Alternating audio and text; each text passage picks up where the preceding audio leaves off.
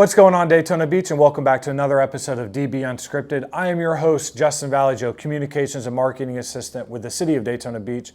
Now, for those of you who are new, this podcast is all about everything City of Daytona Beach, with conversations with city staff from all different departments. If you haven't done so already, please subscribe to our channel on Apple Podcasts, Spotify, and YouTube. So, for today's episode, we're going to be talking with the emergency manager for the City of Daytona Beach, Aaron Spencer. Aaron, thanks for joining the show today. Happy to be here, Justin. Thanks for inviting me. So let's just get to know you a little bit. Give me just a brief background of who you are and how did you come about this position? Sure. Originally from Ohio, in a town just outside Cincinnati. And yes, I'm a Bengals and a Cincinnati Reds fan. Mm-hmm. We can talk about that later. Yeah, I okay. survived the 2000s being a fan of them. Bengals have had a couple good years. I know last year was a little rough, but we had a good draft this year, so we got some old. You guys have a great quarterback. Yeah, he just don't have time to throw the ball. Yeah. But anyway, so I'm still a Bengals fan, still a Reds fan, but I joined the military right out of high school.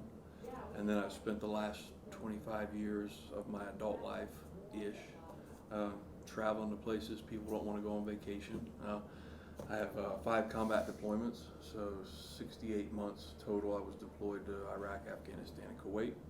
I retired in 2022 and moved here. My brother's here, my sister's here. My dad actually moved to St. Augustine, so Florida's the new home. Retirement wasn't as exciting as I thought it was going to be. So after about a year and a half, my wife got tired of me mowing the grass twice a week, and you can only ride your motorcycle so much. But my experience and my skills are kind of niche. I spent so much time in the military managing and leading teams into combat environments. That doesn't really fit well at Wendy's or Walmart. Yeah. So I was just looking for a job that was a fit. Didn't really need to work, but I felt like there was still enough in my brain that I had to give. And then I stumbled upon this job that allows you to just manage and plan for the worst possible case scenario. And that's pretty much what every deployment was. So yeah. What a perfect fit. And here in Daytona Beach, we're not really too concerned about the same things that we were in Iraq and Afghanistan, but hurricanes. This is the preparation time now for hurricanes. Right. I think that's probably what you want to talk to me about a little bit. Yeah, today. yeah. So it's good timing. You already mentioned this is, the time to prepare for hurricanes, and next month kicks off hurricane season. So just to talk a little bit about the hurricanes, what can we expect this season as far as hurricanes go? Well, I don't have my crystal ball with me. Right.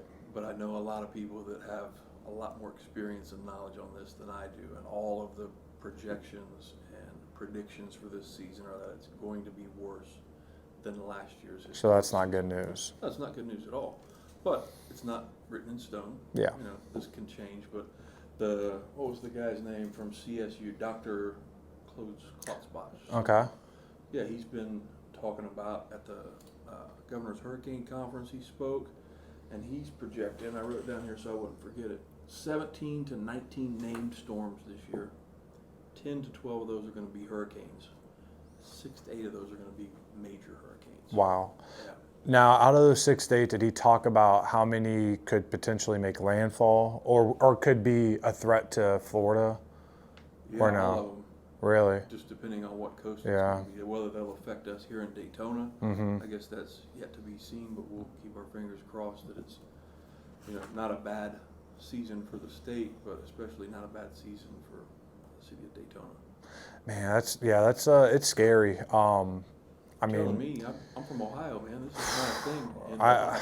I've been dealing with hurricanes since I can remember. So I'm born and raised here, and we had the first hurricane I can remember going back to when I was a kid was Hurricane Charlie, and that year we had Hurricane Charlie, Hurricane Francis, and then Hurricane Jean all affected Daytona Beach. And I want to say it was like a couple month span. I mean, it was like boom, boom, boom. You was little too. And I was little, yeah. I want to say I was like, I know I was in 3rd grade, so was it like 8 or 9 years old, something like that? And I just remember school just started, And then we went like 2-3 weeks without school because it was just hurricane after hurricane after hurricane. We actually lost like our Thanksgiving break or something like that. But I just remember, especially Hurricane Charlie, with that being the first hurricane, it was scary because the worst of it, I believe, came at night, and we had our house boarded up, so we couldn't really see what was going on outside. And we have woods behind our house, and you could hear the trees cracking, and you're just like, and at 8 or 9 years old, I'm like, what is going on? Because I've never been through this before.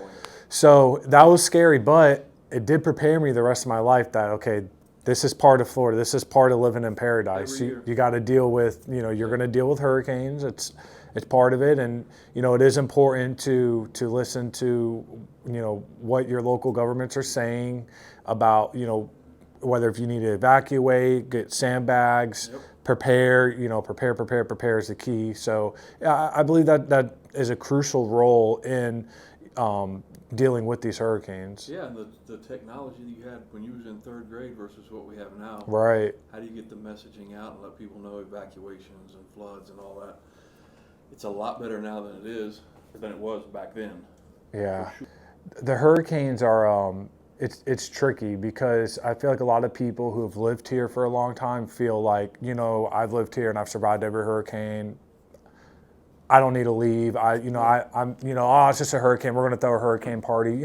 That type of mentality. And these storms just seem like they're so much bigger and stronger than what they were before, and it's scary because you really don't know how powerful some of these storms can be until it could possibly be too late. Like I remember Hurricane Ian. I was thinking Hurricane Ian is just going to be another hurricane, and my wife and I we went to my in-laws because they're older and her dad's handicapped, so we wanted to be with them during the storm. And I just remember seeing the water start. So I parked on the side of the road of their house because their driveway was already full. I remember seeing the water start to come in from the street, and I'm like, nah, it's going to stop soon. And then we went to bed, and the next morning the water's at the front lawn, and I'm like, this isn't good. And the storm wasn't even close to being over yet. The meat of the storm, and her whole neighborhood flooded. I mean, like flooded where I'm 6'6" and I'm standing in the middle of the street and the water's up to my belly button. So it was pretty serious, and that's that type of mentality I think we all had in that house. That it's going to be another hurricane. It's going to pass over. We're going to move on, and life's going to go on. It's going to be fine. There's not going to be really anything to do than picking up maybe some branches, and putting on the side of the road. But let's touch a little bit on the flooding then. What are some ways that people can help protect their home? I know you can't control water, but maybe you can do some things to help protect your home to mitigate the flooding. Being here in Daytona. Being new here, Chief Driscoll, the fire chief, gave me a lesson on the topography of the shape of Daytona Beach, how we're pretty much in a bowl. Right. The ocean comes off here, and then it just drops down into this flood zone where the water has nowhere to go.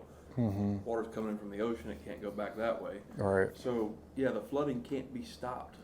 The only way to mitigate it or to prevent it is to plan ahead of time, which is now. So for local residents, sandbagging low-lying areas, and a lesson I learned for the wind protection, don't tape your windows. Yeah. That's not a thing. I did it when I removed a mirror. I was remodeling, and I thought, tape it so the glass don't go everywhere. Don't do that to your windows and your doors, like you were talking about earlier with the plywood. If you're going to do something, board them up, plywood. Right. Don't put the tape on there. That just makes a bigger hazard. It does shatter. Now you got big shards of glass flying around everywhere. But for the flooding piece, there's not much you can do except listen to the evacuation warnings, know your zone. If you're in a flood zone and it's time to go. There's no badge of honor or merit badge by weathering the storm. The home could be destroyed with water. There's no mess that can't be cleaned up later. Yeah. But lives are the most important. You can't fix that. You can't bring people back. Preparation ahead of time. Get the sandbags in place. And if it's time to evacuate, just evacuate and come back later. So to talk about preparation a little bit, what are some things that people can be doing right now, as hurricane season starts next month, in a couple of weeks? What can people be doing right now to prepare for hurricane season? Supply kits. Get your emergency kits in place now. If you don't already have one, get it ready now. If you have one from last year, double check all the stuff inside, make sure that it's still current, the medications aren't expired, the water's not expired, the food hasn't expired. And if you don't have one, if you're new to the area, now is the time to start putting that together. I know later this month, I don't know the exact date, I don't think they've actually released it yet, but you know they do the tax-free every year, so that you can stock up on. I actually bought a generator for our home last year or the year before when they did that tax-free time. So once that's set in stone, you can publish that out and let people know. Yeah, for sure. Yeah, for we'll the big definitely purchases, do that. but the supply kit, all the basics: water, food, batteries, flashlights. Non-perishable foods, all right. Non-perishable food. I know some people go out there and they'll buy, stuff that's gonna. Listen, I'm guilty. I'm a big carb guy. I love the chips. I love, I'll get donuts. My supply kit probably looks a little bit different than everybody's else. Mine's is it's good to snack on, but it's not good to survive on. So I know that's something. And now that I'm married, so we haven't been through a hurricane yet as a married couple yet. So now that we're married, and I know eventually within now and 20, 30 years, whatever, we're going to be going through a hurricane. So I know my pantry is going to look a little bit different. Your supply kit should look different than. Well, and that's the thing. Supply kits are specific to the person, so your kit's not going to look exactly like mine. We'll have the same staples, right? The water and the food. Your food's going to look different than mine, but my medications are going to look different than yours. You probably don't have any. You're a young man. Yeah, I'm not there yet. You don't have all the the VA prescribed medicines that you need a week's worth in there as well. Pets are a big thing. I've got 2 dogs. Yeah, I have a dog as well. My wife will take care of them more than me, or ahead of me. Yeah, I mean, I'm in the same boat as you. Make sure they have their snacks ahead of me. But the difference is, what do you need to survive for 5 to 7 days if we do get hit? And then my motto for that kind of goes back to the Army: 2 is 1, 1 is none. So if I need batteries, I'm not going to just have a pack of 1. I'm going to have a pack of 2. And what I'd like to see in all of the kits, if we can put it out, a radio. Yeah, it's not a guarantee that we're going to have internet and power. That happened to me during Hurricane Ian. Look at last year's season, North Carolina, Georgia. Yeah. It's a just-in-case kit. I like how you mentioned the radio, because that was big, because when we lost power during Hurricane Ian, it wasn't just losing power. I lost all internet access. Everything. We were cut off really from, and we have the neighborhood we were at was a one-way in, one-way out. There was only one entry point. So, and like I said, the street. So then, like I said, I was standing in water that was, above 6 feet or above 3 feet. We were cut off from this. I had no idea what was going on. I knew the storm was gone, but I didn't know what was going on. I didn't know how many people were out of power, how many people, or were we the only neighborhood that flooded? It was pretty crazy. And that was, I go back to having that mentality of, it's just another hurricane, because the food that we got was not stuff that we would be able to survive on for 3 to 4 days, because we thought, within the next day we're going to drive to Publix, we might lose power in the fridge, you might lose your food in the refrigerator, but you would think, okay, the next day I'm going to go drive to Publix or Walmart or whatever, go buy new food and go on about life. But that wasn't the case. And we started running out of actual food that is going to nourish our bodies. And I got in the kayak, and my dad has a pizza restaurant down the street, and luckily he's at one of the higher areas of Daytona Beach, so he didn't flood, he didn't lose power. So I went over there in the kayak and I went and got food and brought it back for the family. I mean, luckily, he was open, and he was open, I believe, the next day actually. So I was lucky, but that was, like I said, it comes back to having that mentality. It's just another storm, it's going to blow by and then we'll be fine. So. Did you just say kayak? Yeah, kayak. Had a kayak. I'm just trying to picture you. I did not. I could have walked. But as you know, that's probably not the safest thing to do. To walk through floodwater. So. Well, the kayaking is really the best choice either. Yeah, if I had to do something, and I kayaked out of the neighborhood and put the kayak up on the side of the road, off of Reed Canal Road in South Daytona, and my dad picked me up because his truck, no chance his truck was going to make it through. It wasn't he didn't have a big lifted truck, so yeah, it was just one of those situations. And like I said, we've lived in Daytona Beach our whole lives, and that was the first time I've ever dealt with a flood, being to where we were pretty much surrounded by water. Yeah. So, yeah, it's important for people to be prepared and have a kit. You might not think you're going to need it, but trust me, when you need it, it's pretty great when you have it. Yep. So, yeah, I definitely agree with that. It's better to have it and not need it than need it and not have it. Mm-hmm. What, in your opinion, what's the best way for people to use the sandbags on their homes? Is it, so some people, I think they feel like they need to take the sandbags and fill it all the way up with sand, and I know that's not the most effective way, but what is the most effective way? You're talking about the level of the Yeah. sandbag? Mm-hmm. So I just actually got with David Waller Mm-hmm. from Public Works, and they've identified the new location Mm-hmm. for the sandbags. It's a lot better plan in and out. There's going to be 3 lanes coming in and out of there. You don't want to jam the sand in the sandbag. I would say about 2/3 full. Yep. And then so that it will lay flat and fill any areas Mm-hmm. as it tries to come in the home. So you want to put those in locations where water can enter the home. Doorways, patios, areas that you know from previous storms are going to have more water than other areas. Mm-hmm. And I want to say two levels or 1 level.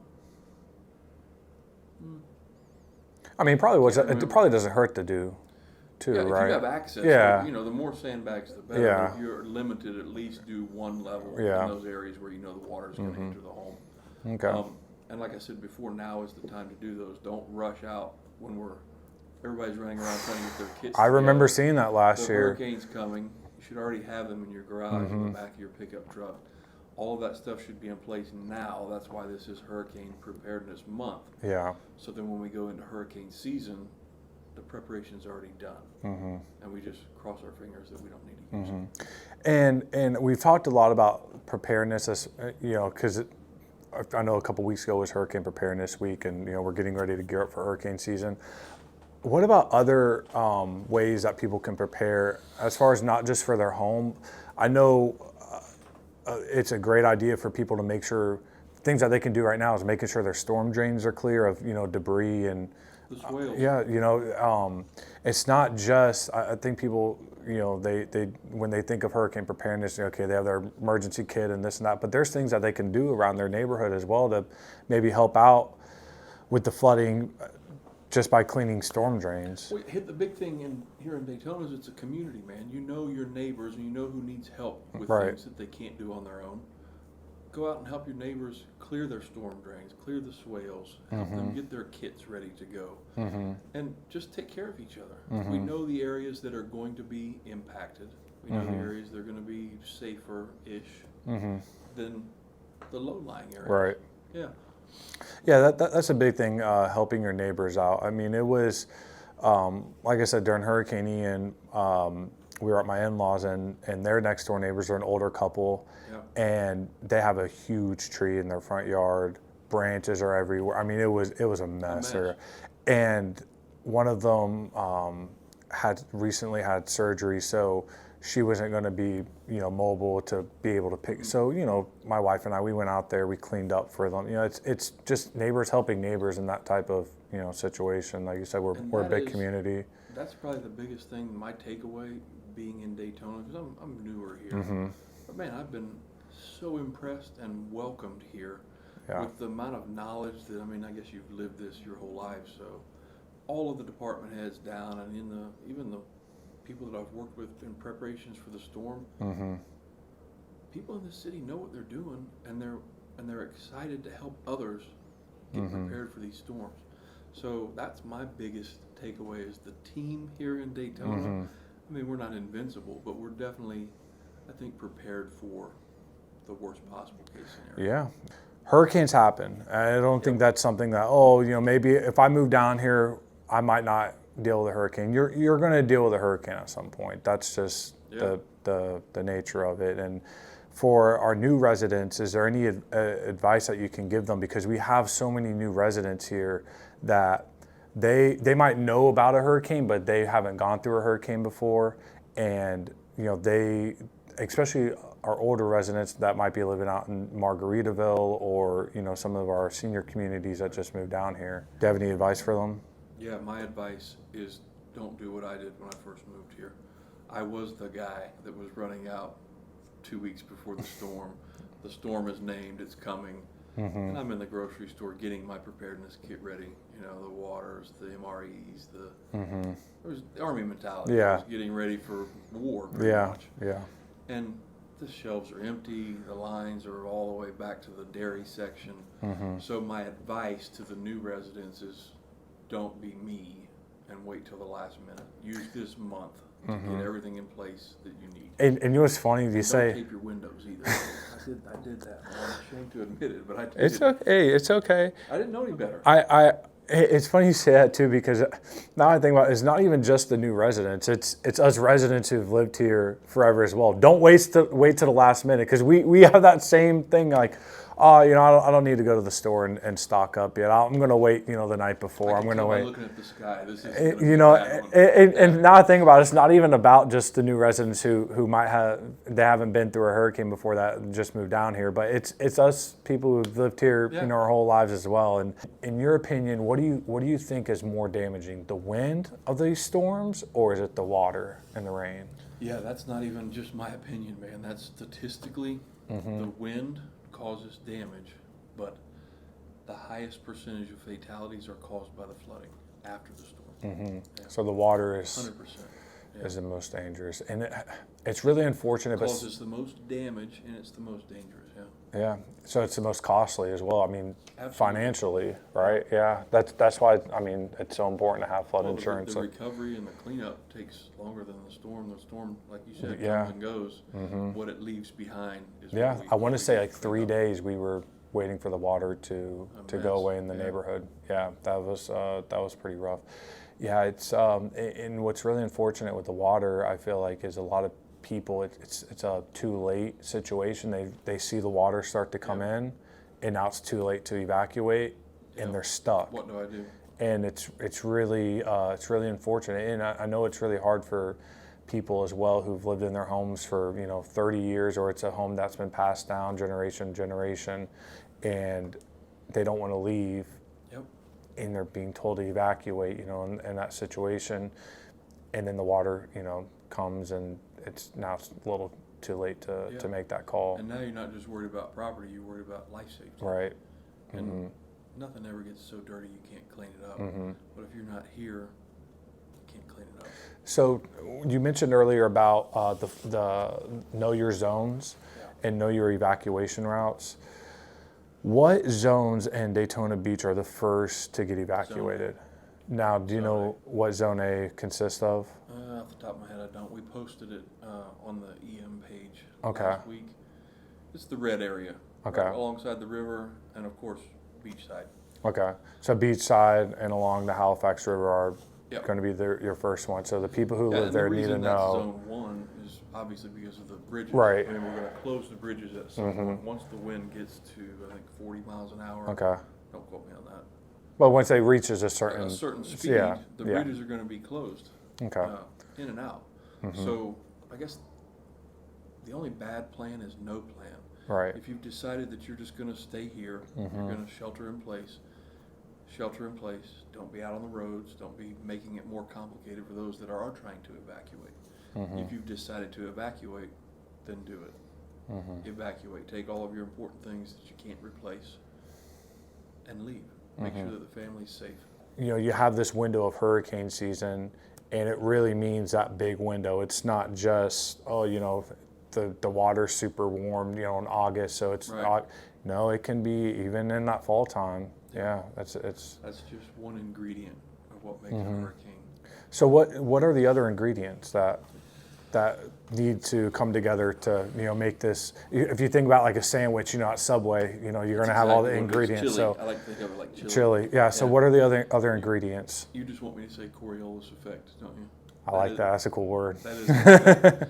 No, so having moved here and being new, I had to learn all about hurricanes because it's not something I knew about. But I won't bore you with the Bill Nye the Science Guy lesson. But the biggest factor is the warm water and also the winds.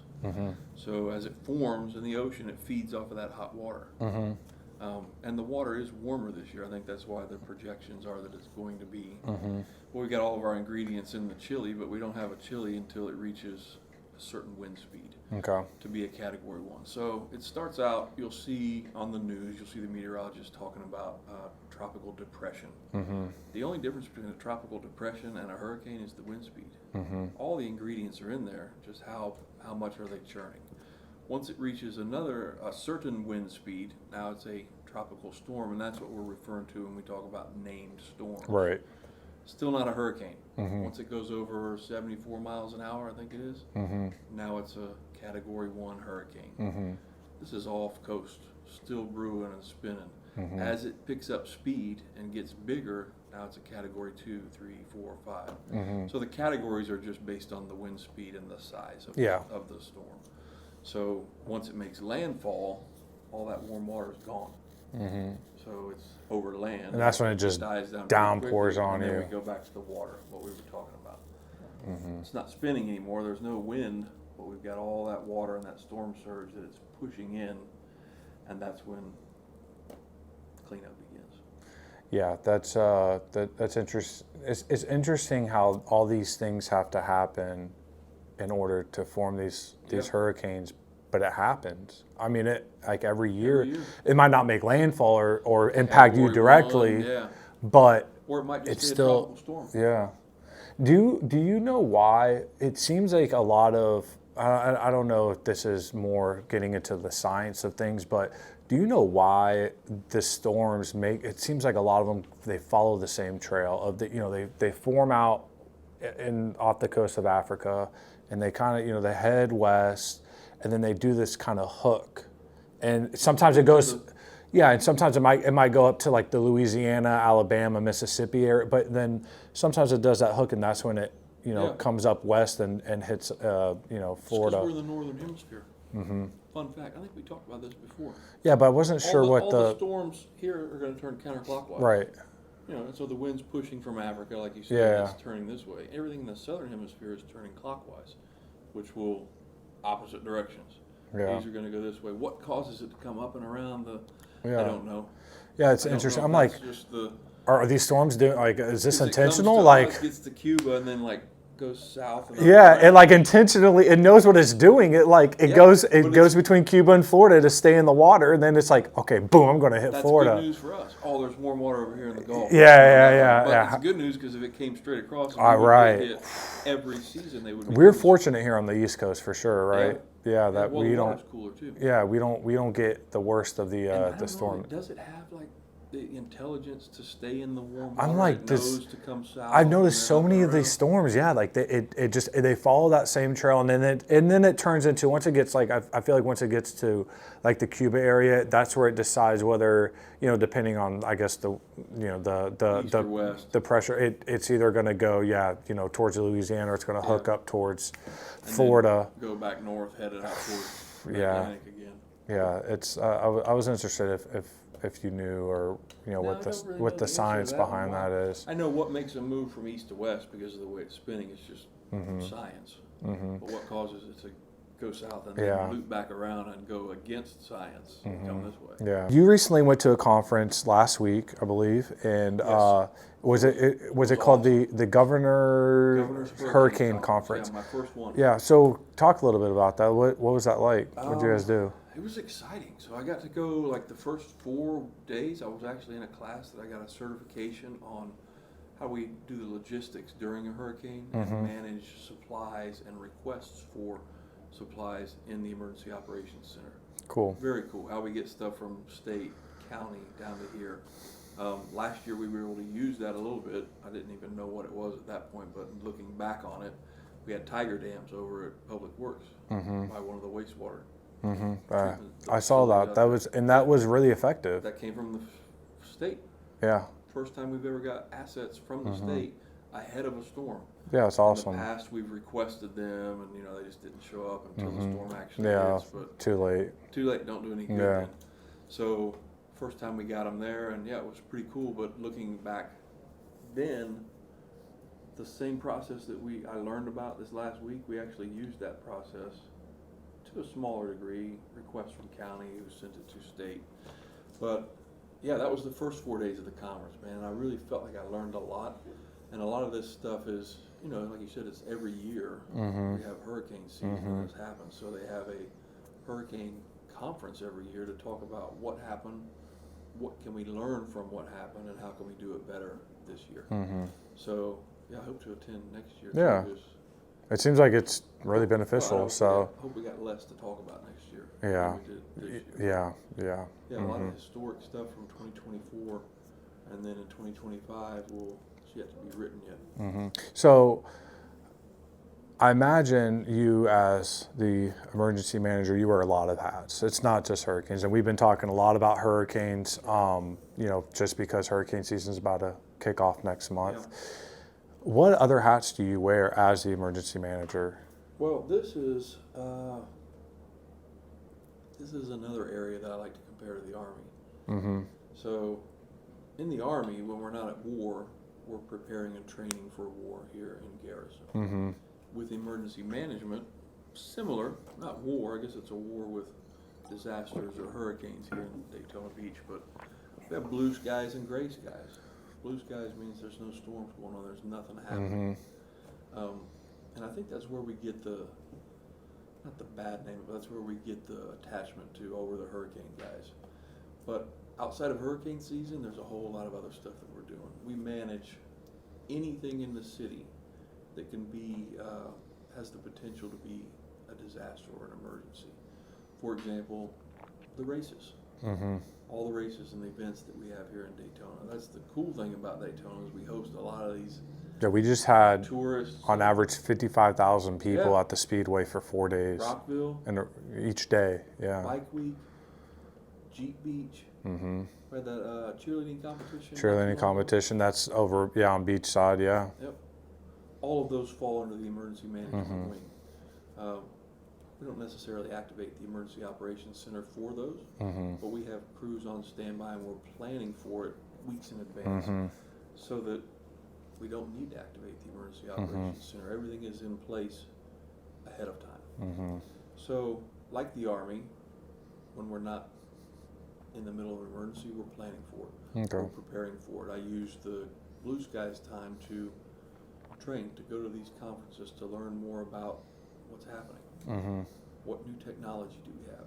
How can we make it better and safer for the residents and visitors here in Daytona? Yeah, that's a big thing, because we want to keep our residents safe, but we also want to keep our visitors safe, who this might be the first time they've ever came to Daytona Beach, and they might not know the ins and out of the city. First time, this is their first impression, and we want to keep our visitors safe as well. We'd like them to come back. Right, and for them to have a safe and enjoyable time where it's so fun and they loved it so much that, hey, we're coming back next year. We're coming back, every other year, or whatever.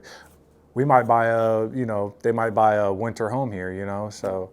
Yeah, we want them to feel safe when they come and visit Daytona Beach. Now, what are some of the things that you really enjoy about being an emergency manager? We talk about this a lot of preparing for situations, but what are some of the things that you really enjoy? The planning portion of it. So I was a firefighter in the Army, so working in the fire station with Chief Driscoll and Chief Matthews feels like home. But being able to use my experience and plan for the what ifs. You can call me a nerd, I guess, if you want to, but I like to geek out on those kind of. Yeah, but as emergency manager, that's like perfect. If this happens, then what? Yeah. If this happens, and it's the Army mentality, is to have 3 different plans, because the first one is not going to survive first contact. You need to have plan 2, 3, 4, and 5, and to see that being executed if this happens, and the response and the way the team here works. That's the most enjoyable thing, I think, for me, is just to see it all come together, and there are people like me that enjoy it as well. So I guess that's part of it. It doesn't really feel like work.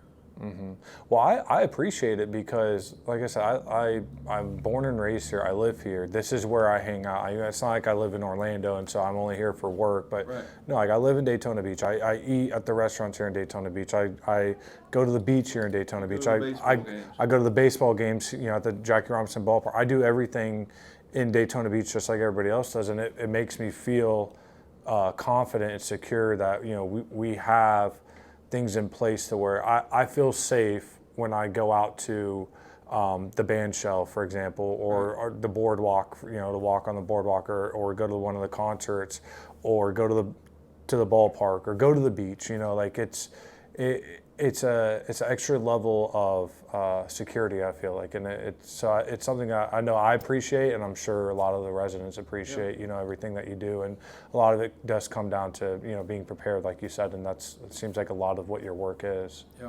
So. Thank you. Yeah. Is there anything else you would like to add? I appreciate you inviting me here for this, but I do have a bone to pick with you. Yes. I don't know if you guys have Googled Justin. You should. He's kind of like the Tony Kukoc of Daytona Beach. That's the first time I've ever heard that. No, it's a thing. And I was a fan. Now I was young when he played. I mean, I watched every game. I was young on the back end of his career. I watched every game. But when I got the invite for this little one-on-one sit-down, I was disappointed that it wasn't at like the same. I gotta stretch. I gotta get ready. I want a shot at the title. So the next Unscripted, we're gonna do it on the basketball. Yeah, I would like. Maybe you can. I haven't played in so long. Show me some moves. I haven't played in so long. And it's because you see this little buddy right here. It's a poor excuse. My AC joint's been separated, but I got good rotation. I've been in physical therapy. I've been working on it, so I still got rotation. I still got good range of motion. So when you're 6'6", I don't know that you really need to worry about all that. Yeah, I like to shoot the ball though. You just hold it above your head and nobody's gonna. I enjoy the post. I grew up playing in the post. I was a low post player. I can imagine. And then as I got older, the higher the level I played at, obviously everybody starts. There's 6'6" isn't that big, when you're playing college and overseas. So I had to learn how to play outside, a little bit of perimeter game. So I enjoyed, towards the end of my basketball career, I really enjoyed actually playing outside and being able to shoot the ball. I sent him some links and I'm like, this is the guy. He's like, oh, all right. Maybe we'll do a little 2-on-1. Okay. I've done that before. So next time, I think one thing you should add to this Unscripted is you need to have like a hair and makeup ahead of time so that when people come in here, they look their best. Yeah. My mentor from Walton County, Katie Feeney, told me that anytime you're on camera, you need to be pageant ready. So this is. I think you're pageant ready right now. Pageant ready. All right. Well, again, Aaron, thank you for joining the show today. I appreciate you coming on. Everyone, please be sure to subscribe to the channels on Apple Podcasts, Spotify, or YouTube if you want to see our beautiful faces. And you can stay up to date with all things Daytona Beach by following us on social media. We're on Facebook, Instagram, Twitter, Nextdoor, YouTube, and the emergency management page. Daytona Beach Emergency Management. Yeah, you guys are on Facebook, Instagram, everything as well, yeah. So you can stay up to date with all things that they're putting out there as well. And be sure to sign up for our city newsletters, emergency alerts, and more by visiting daytonabeach.gov/subscribe. See you next time for the next episode of DB Unscripted. Stay beautiful, Daytona Beach. Stay safe, Daytona.